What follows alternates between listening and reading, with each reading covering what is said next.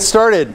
So, the point of today's lecture is to give you guys a bunch of real-life engineering scenarios that you can analyze with the theory you just learned in 007. And I realize how many people are pretty stressed right now.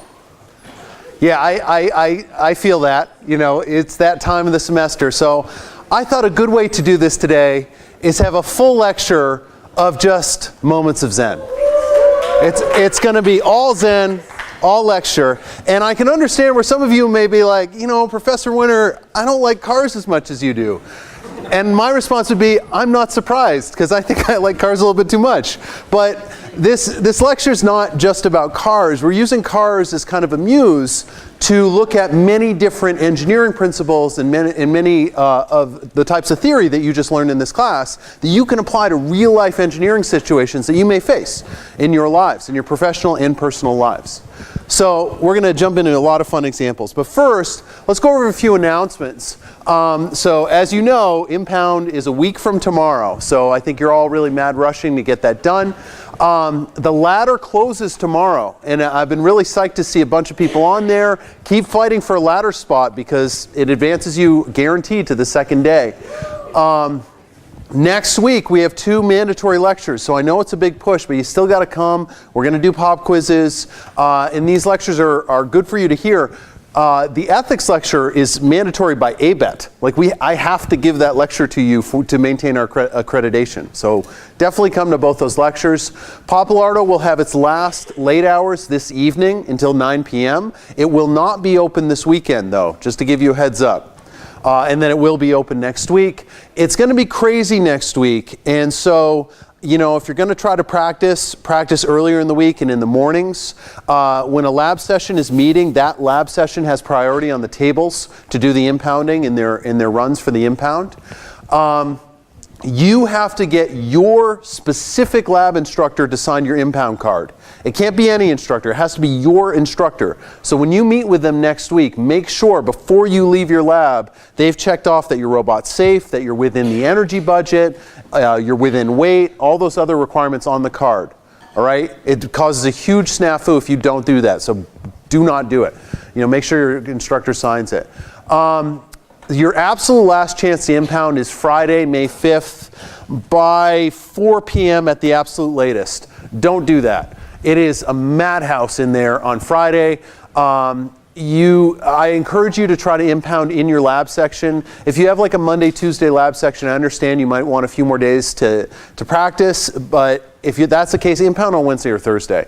Like really try to avoid Friday because it's so nuts. Everybody has to fill out an impound card. This is a confusion a lot of times. People think because they're on the ladder, they don't. No, you still have to. Everybody does. But if you're on the ladder, you don't have to do another seating round during your lab section. You can use your ladder scores for your impound card. And I already mentioned that the tables have priority. Okay, so let's launch into the lecture. I want you to think about a few years down the road. You've graduated from MIT. You're making good money. Let's say you did a startup of a new invention you created in your senior thesis, and you're making good money from this startup, not because you're working for a consulting firm. All right? No, consulting firms are fine. It's just a joke.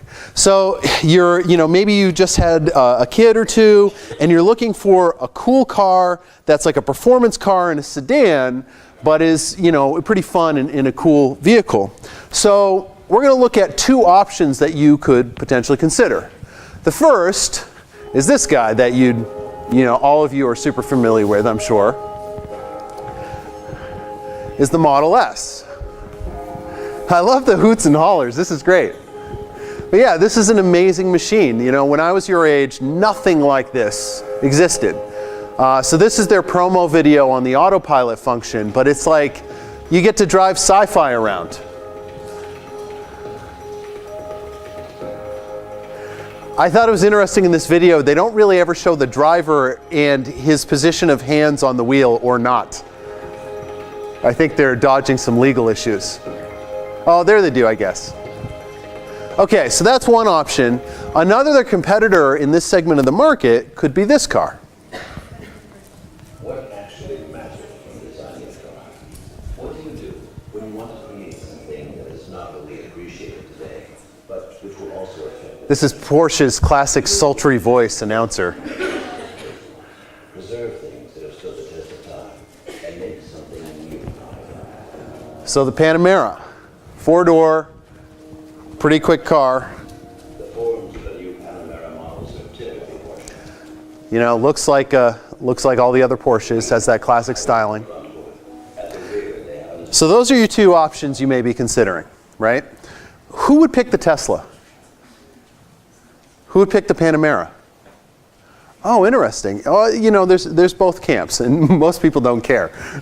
But okay, so let's evaluate these. So, you know, if you do a little digging on the specs of these cars, the price for each, the Tesla's around $70K for the base model. The Porsche is around $78K for the base model, but they're pretty close. Power, they're both around 300 horsepower. Weight, the Tesla's pretty heavy, 4,600 pounds, but so is the Porsche, you know, for an IC engine car. 0 to 60 time for the base model Teslas, around 5 seconds. You can get the ludicrous modes that'll go like sub 3, but you know, the base one's around 6 seconds, and so is the Panamera. And the top speed is 120 versus 160, both definitely fast enough to get you thrown in jail, right? So these cars are pretty similar at first glance, but you guys have the knowledge to investigate them a little more deeply. So first, let's think about capacity. Now the base Model S has a 60 kilowatt hour battery, and the Porsche has 21 gallons of fuel capacity. Now, these are kind of both measures of energy on board, but they're totally different units, and we don't often think about them as equivalent units. So if we think about the Tesla having 60 kilowatt hours, how many kilowatt hours of gasoline do you think the Porsche has? Any guesses?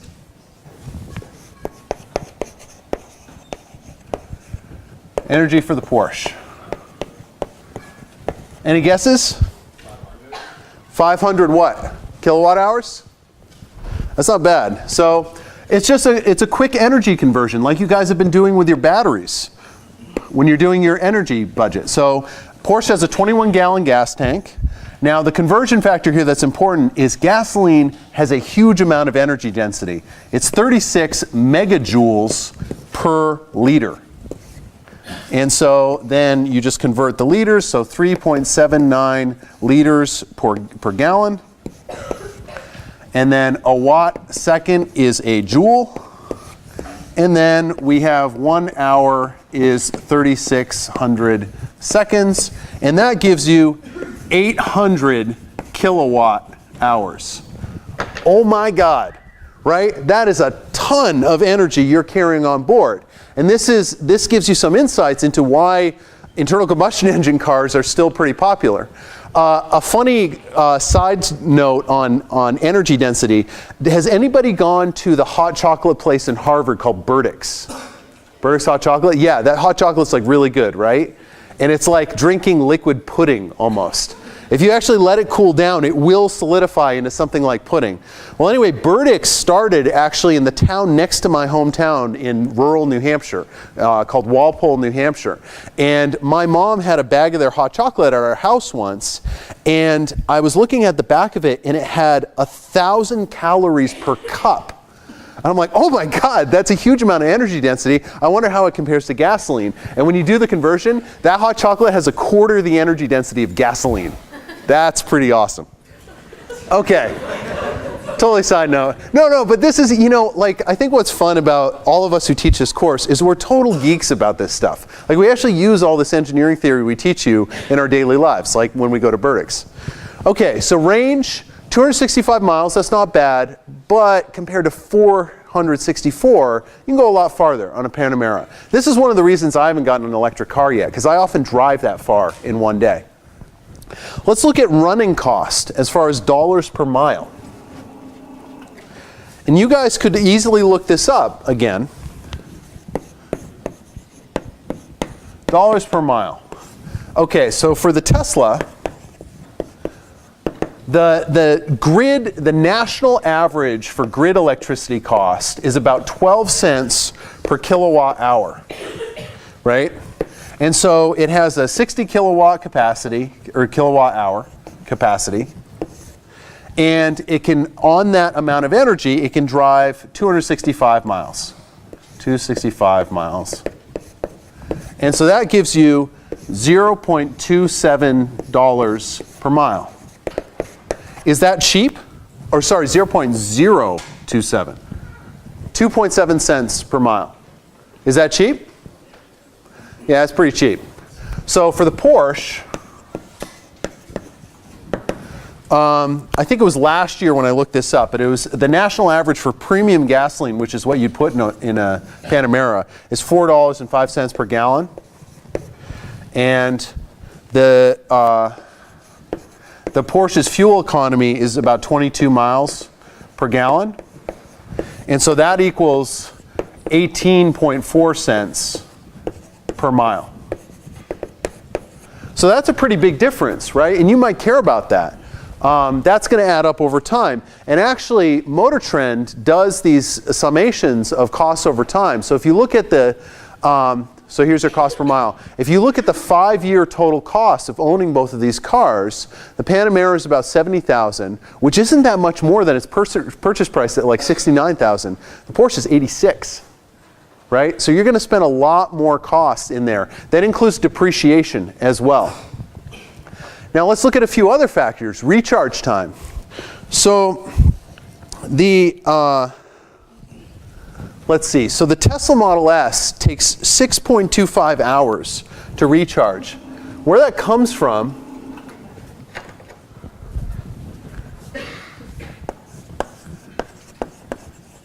and this is a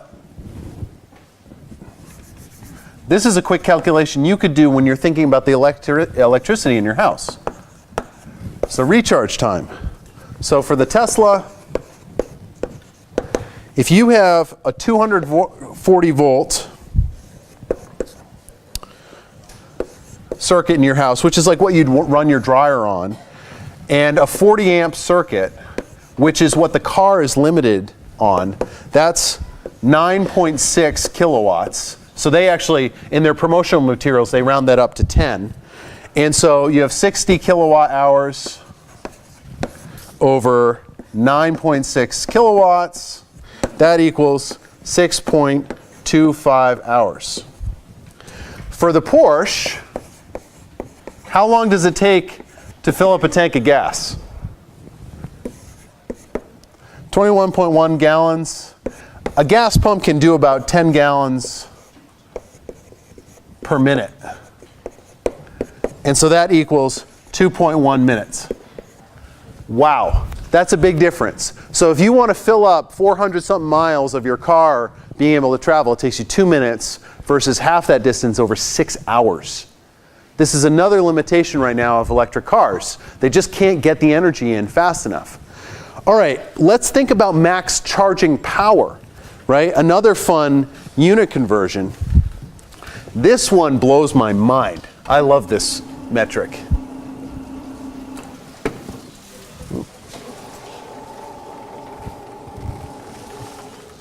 Okay, so charge power. Now we already know that Tesla advertises like 10 kilowatts, right? It's really 9.6. For the Porsche, you have 10 gallons per minute,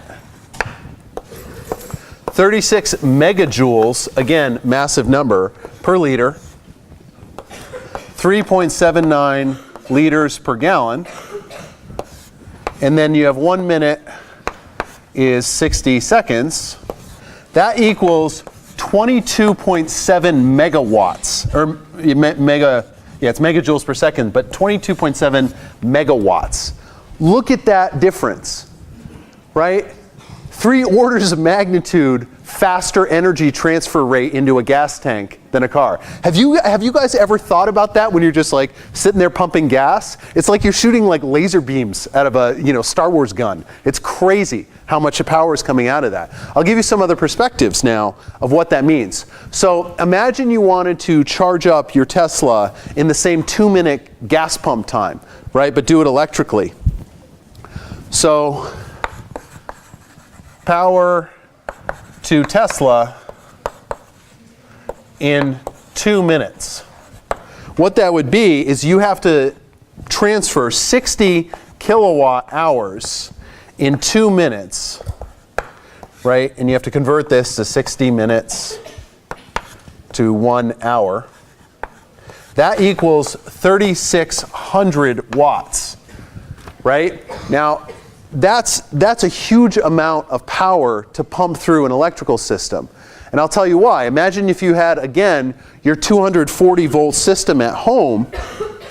So you need 3,600 watts over 240 volts. This is exactly the energy calculations you're doing for your